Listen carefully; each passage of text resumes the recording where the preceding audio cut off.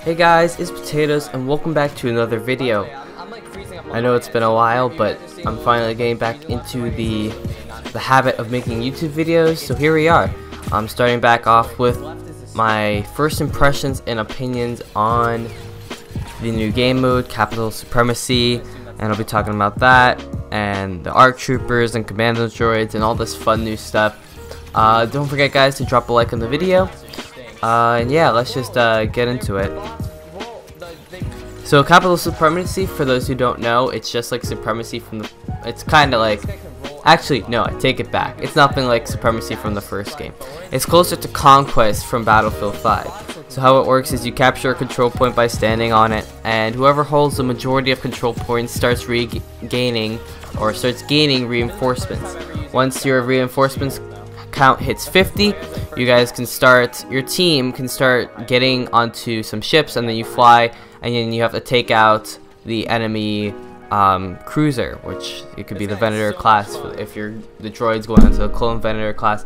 So yeah, it's a really fun game mode. Let me just say that. Let me just start off with that. I played it a lot yesterday, which you're gonna be able to see in the background. Those are my first game. That was probably like my first and second game on that you're watching right now in the background. So yeah, I had a ton of fun. The matches are a lot longer than your average Galactic Assault map, but I think it's like needed for a game mode like this. They also decided to include 12 bots on each side, which you might hear me compliment them in the gameplay in the background. They're really programmed well. Like, they run around, they play the objectives, they seem like actual players. They can roll around, they strafe better than half the people on my team. It's pretty cool that they made them that well. So yeah, that was a good addition. I wouldn't mind seeing them into more Galactic Assault modes, because they also add to your kill count. So I found that pretty cool. I really did. So I like how they made the capture points like the classic Battlefront 2 with the hologram. I loved that. One thing I wanted to talk about was not like people are complaining about the time on it. So for those who don't know, this game mode averages around 45 minutes. Because the thing is, you can capture all the points, you go up to the ship, you do all that, and then you fail, and you can go back down. And this thing can go back and forth for technically as like forever. It technically can go on forever. So people are complaining about a timer, which I don't think is needed really. I think maybe I don't know, maybe like after an hour or so they should just say it's a draw. But I don't know, I found it really fun. I didn't mind the long matches because it just allowed me to get more kills, even though every time I'd go for a 100 kill game I would choke it. I believe I got one at like 94, which you know, feels bad, man, but whatever. Time issue, I don't think that's a problem. And then the new classes that they just released, which is the Infiltrator class, which allows you to play as the ARC Trooper and the BX Commando Droid. Now, this class, I love it. Let me just start off with that. 350 health, some really great abilities. Now, I love the Commando Droid specifically. The ARC Trooper, people say that it's actually better out of the two, but for me personally, I'm not good at it. I don't know.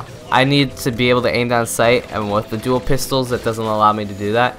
So I don't know. I feel like it's not the class for me, the ARC Trooper, but the Commando Droid, that is just so much fun. He comes with his smoke bomb, which, by the way, let me just note now, you can't throw in a distance. The smoke bomb throws straight at your feet. The smoke bomb, and then he's got like, what is it called?